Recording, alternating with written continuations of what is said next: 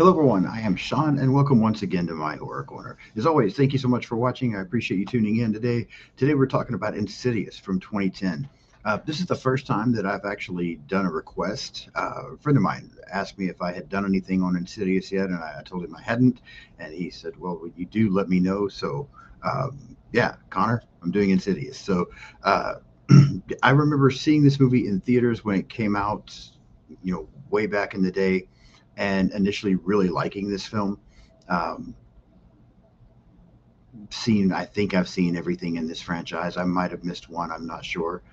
And I've probably rewatched it maybe once prior to watching it again the other day to do this episode today. But yeah, this is an interesting one to talk about. This movie, this franchise, and the Conjuring franchise always make me laugh because I feel like there's not a lot of middle ground on these movies. There are people out there that absolutely love this film and love this franchise, and then there are other people out there that think it's absolutely horrible. Like I said, this was probably the third time that I've seen this movie when I watched it the other day to prepare for this episode. And uh, yeah, we'll get into it, and I'll give you my thoughts after seeing it a couple of times and see how well it holds up because I do remember being a fan of this movie when it came out the first time. But tagline for the film: it's not the house that's haunted. Brief synopsis: a family discovers dark spirits have invaded their home after their son inexplicably falls into an endless sleep. When they reach out to a professional for help, they learn things are a lot more personal than they thought.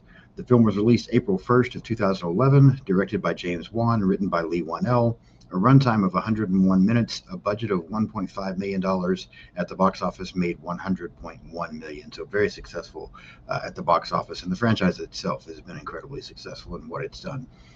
Cast for the film: Patrick Wilson, Rose Byrne, Lynn Shay, Lee Wanell, Angus Sampson, Ty Simpkins, and Barbara Hershey. Let's stop there. Let's talk cast, characters, that kind of thing here for a few moments before we get into other things. I think the cast is really good in this movie. That's something that I've heard a few people knock here and there, but Lynn Shay is iconic as Elise in this franchise. I think she's really good. Patrick Wilson, who's in both franchises, The Conjuring and Insidious, I also think does a good job here. I think he's very solid. Uh, Rose Byrne steals the show here, in my opinion. I think she is phenomenal in this role as Renee, the mother in this family that's having to deal with all these things going on. I just think she gives such an incredible performance, especially early on in the film when she's dealing with these ghosts and believing her house is possessed and the things that she's having to go through. And I just think that, yeah, Rose Byrne is an incredible, and I hope I'm saying that right, Rose Byrne or Byrne. I think it's Byrne. Um, I think she's an incredible actress. I think she does a really good job in this movie, and so, and then Lee Wanell's in it. That's fine. He's just making his little cameo there. Everybody, I think, is good. I think this is very well done as far as performances, and the characters. I feel like for the most part are pretty likable. The first half of the film, maybe not as much Josh. He's got a lot going on, and he almost seems like he's distancing himself from the family as his way of coping and dealing with what's going on. But so you kind of wonder maybe whether you like him or not. But I feel like he does what he needs to do to redeem himself. Again, Elise is a great character. The Lee Wanell and I believe it's Angus Sampson who are playing like her assistants are kind of funny. They provide some humor to the film. So yeah, overall, I like this cast. I like these characters. I think this is really solid. Um, the cinematography for wow, let me try that again. The cinematography for this movie is one of the things I struggle with just a little bit on this one. I mean, it's not that it's bad. It's just that it's so dark. This is one of these films that it's so hard to see things sometimes, and I feel like that's a mistake that a lot of horror movies make, especially this type of horror film. You can't always see what's going on. Like you really have to almost squint and focus and pay attention, especially somebody like me that's getting old and doesn't see as well as I used to.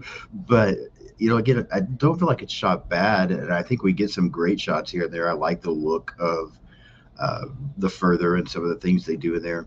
But again, it's just also dark that it's really hard to catch things. And there were times when, like the characters think they're seeing something, and I'm wondering, is there something there? And I'm looking really hard trying to figure out if there is something there, and I just can't quite tell. It's one of those that, excuse me, It's one of those that I don't recommend like watching if there's other lights on or if it's daytime and you've got light coming in from out of a like a window, because that makes it so much harder. And unfortunately, that's what I was dealing with when I watched this the other day. Like, I almost feel like it needs to be like pitch black in order for you to have a decent view of what's going on. So that's my only knock against this, is just how dark it is. Um, and again, I understand that's supposed to help with the scares, and maybe that's the way they wanted it. Maybe they want you wondering if there's something there or not. But it's, yeah, it just bothers me that it's so dark. Um, the score, I think, is outstanding. I think this is a really good score. I've seen other movies similar to this that overdo it, but I feel like the score for this film does a great job of adding to the tension. Again, another knock that I've heard about this movie, and even I keep comparing this to The Conjuring, but both of these franchises, is that some people feel like they rely too much on jump scares, and a lot of those jump scares come from these loud, abrupt scores. I understand that. I can see that point and see that argument. And I do think some movies overdo it. I don't think this one does. I really like the score for this movie. I think it's eerie, it's creepy, it adds to the tension that's going on in this film. So I like the score. I'm a big fan of the score for Insidious.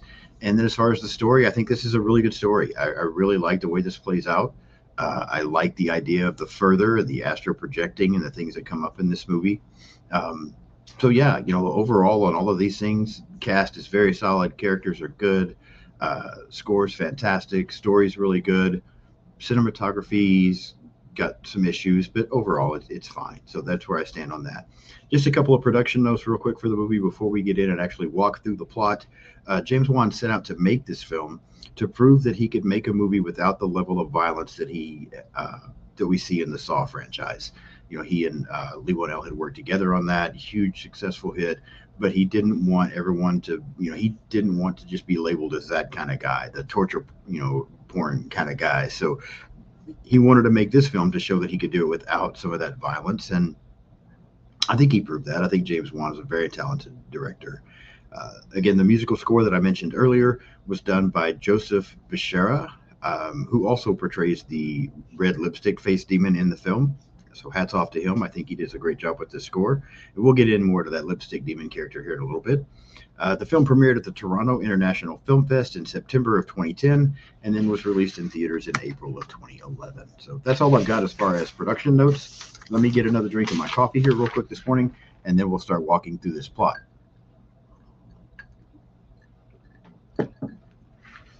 The opening for the film, we jump right in with this strong score that I was talking about. We get introduced to the score. We get a lot of shots of this house.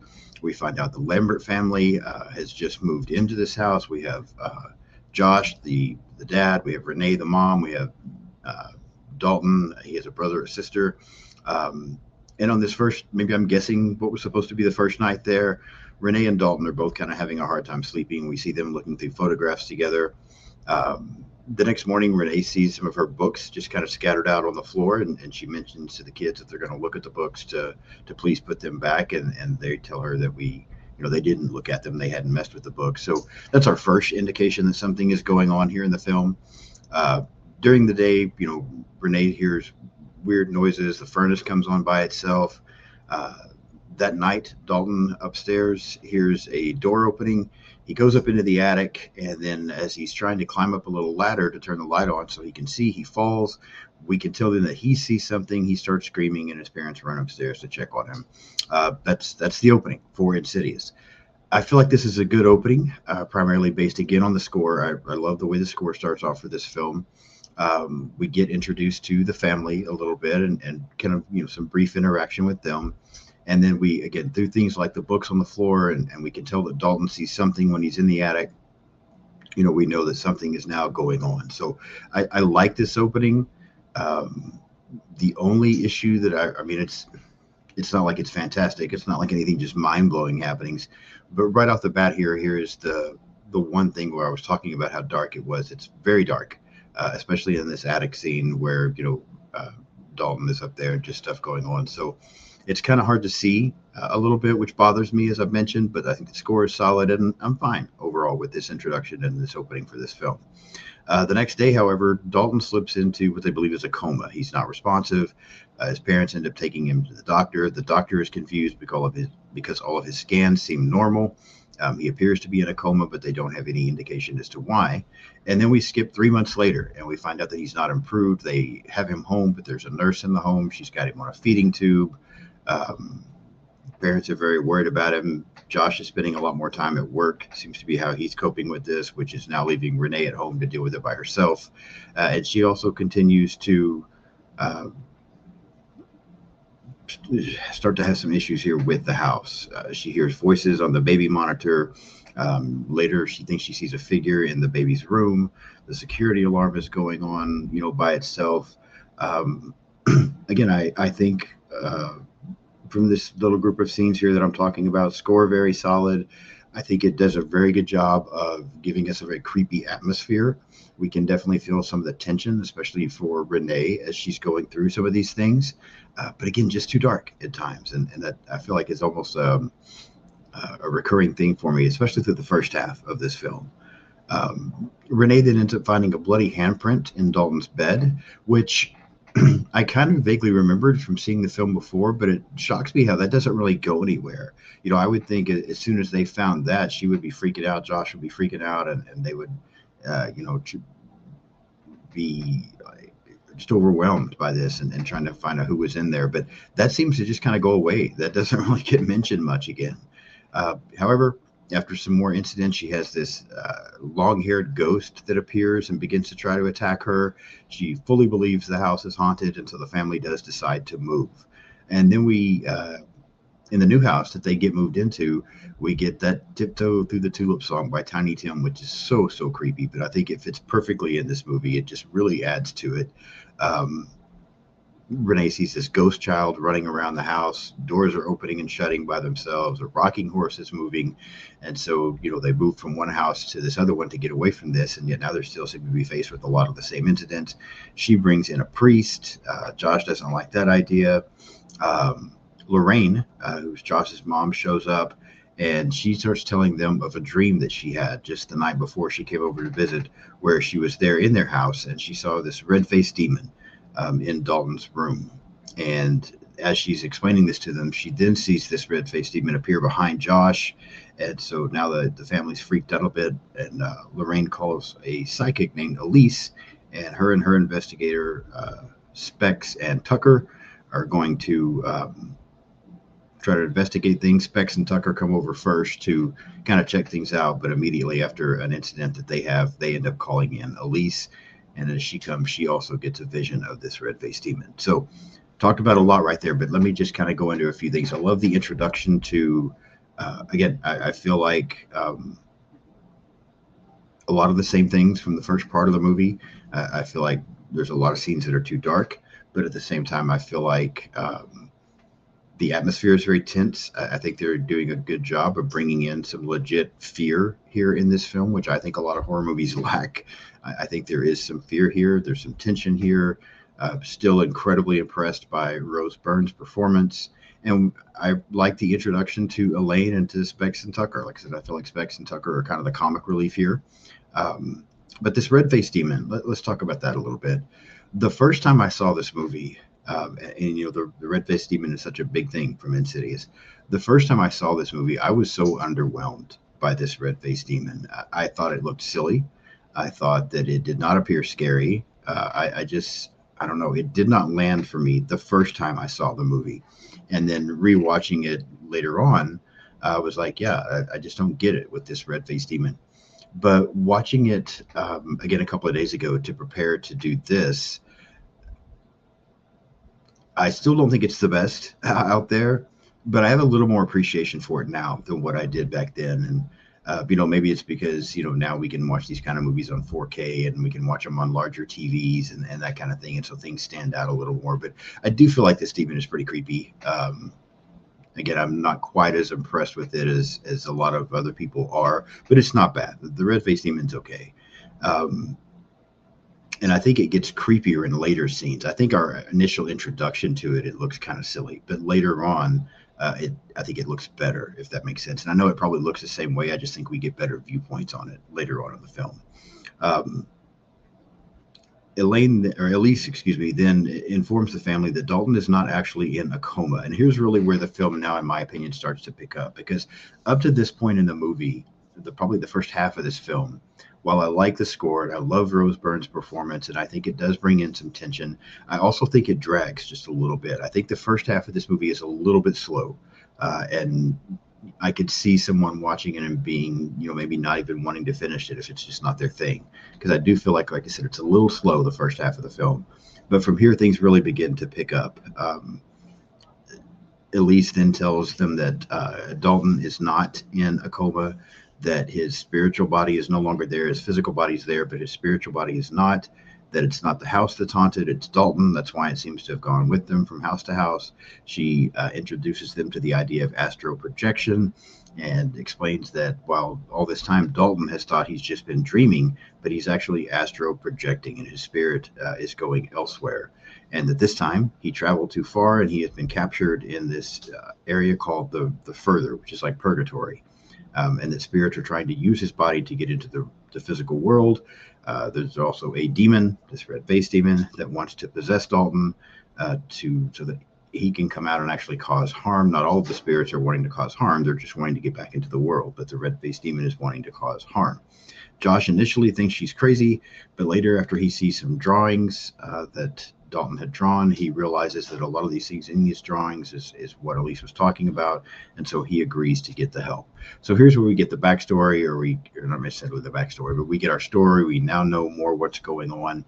I like the story. I think this is very cool. I think it's very interesting. The whole astral projecting thing, and that this is what's happened, and now he's stuck in this area called the Further.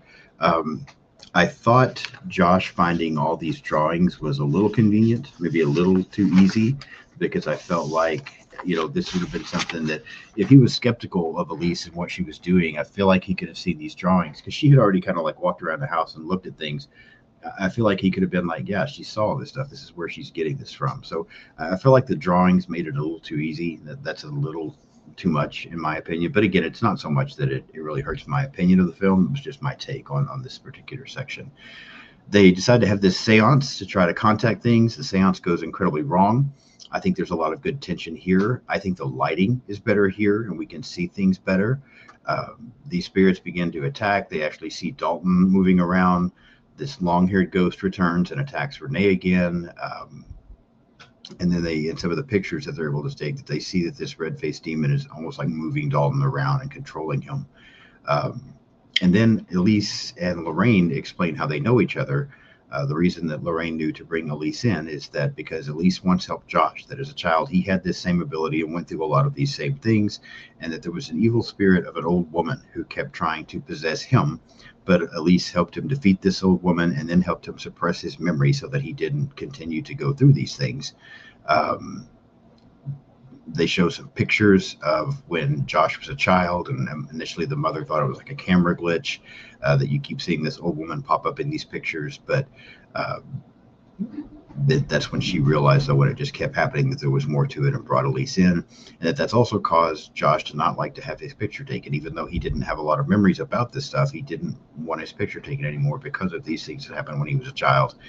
And then basically Elise informs them that Josh has to go into the Further to save Dalton. Again, I like the story. I like what we're getting here. I think the lighting's gotten better.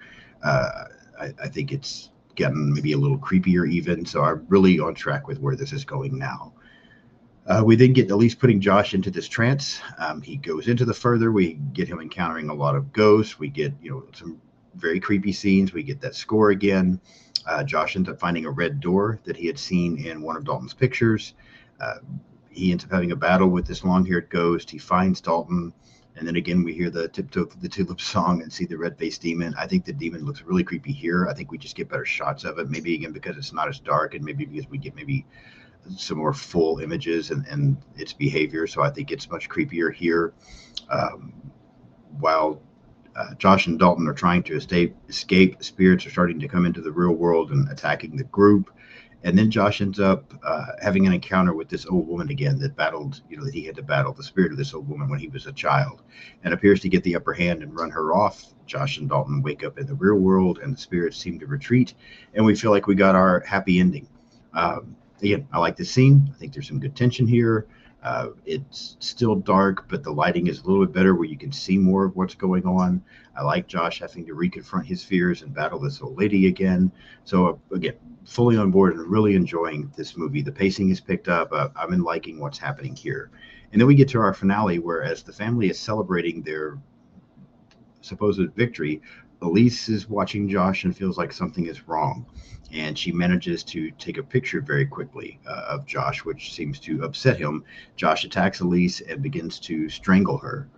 Renee hears some of the noises, and she comes into the room to find Elise's corpse. That Josh has strangled her to death, and she sees that the photo that Elise took um, before dying, you actually see that this old woman has now possessed Josh. That it's not Josh that's there; it's this older woman. And then Josh pops up behind Renee, and the film ends. Uh, I like this ending. Again, I kind of like it sometimes. I don't. I feel like I said this on an episode the other day when I was talking about The Grudge. I don't feel like all horror movies have to have happy endings. Sometimes those dark, ominous endings where we know that there's still more shit to come are pretty good. I like this ending. I think it's creepy. Um, we don't know. I mean, if you haven't seen the rest of the franchise yet, you don't know what's going to happen from here. And so I think that the movie ends very strongly, and I really like this finale. And that's Insidious from 2010, 2011. I think I really enjoyed this movie on my rewatch the other day. I thought this movie was a lot of fun. Again, I think it's creepy. I think there are some legitimately scary things that happen in the film. The tension is good. The score is fantastic. The performances are incredible. I mentioned earlier that we don't get a lot of. I feel like the first half of the movie is more like how Renee, Rose Byrne's character, is handling everything, and then after we get the introduction to Elise, now it becomes about Patrick Wilson and Josh and how he's handling things, and I feel like his character becomes a little more likable than early on in the film. But then he ends up getting possessed, and so, like I said, you get kind of a dark ending there. I like this movie. I think this movie is a lot of fun. It has its flaws. It's not perfect. It's not an excellent movie, but I do think this movie is really good. I mentioned the other day that when I did my episode on The Grudge, that I liked The Grudge more than I thought I did.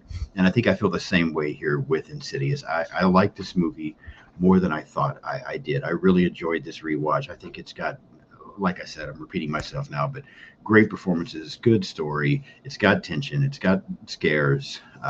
It's got a solid score. I like this. Again, not an excellent movie, but I still think it's really good. And I think I'm probably going to give it right about, I'm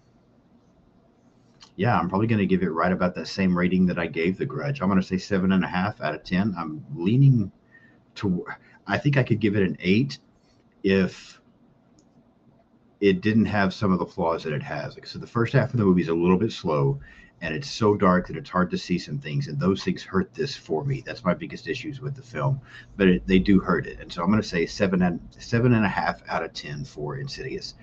Now I want to know what you think. I say it all the time. Please leave me some comments. I'd love to know what other people think about these movies, what their opinions are.